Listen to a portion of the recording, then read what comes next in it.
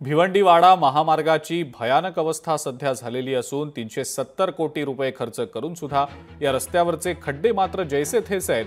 मग निधी नेमका गेलाय तरी कुठे, असा सवाल आता इथले लोक विचारतायत। याबाबत भिवंडीचे खासदार सुरेश म्हात्रे यांची सुद्धा प्रतिक्रिया समोर आलेली आहे। कंत्राटदारानं निकृष्ट दर्जाचं काम केल्याच्या असंख्य तक्रारी आल्या असून या मार्गावर काम देखील अत्यंत संथ गतीनं सुरू आहे आणि या संदर्भात सार्वजनिक बांधकाम मंत्री आणि मुख्यमंत्री यांची भेट घेऊन हे काम लवकरात लवकर मार्गी लागावं अशी विनंती केली आहे, असं सुरेश म्हात्रे यांचं म्हणणं आहे।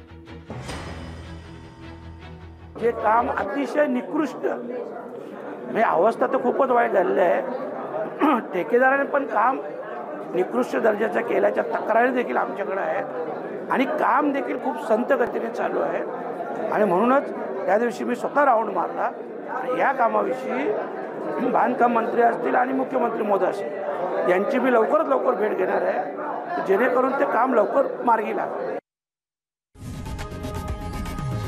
लोकशाही मराठी ऐका, पहा, जागरूक रहा।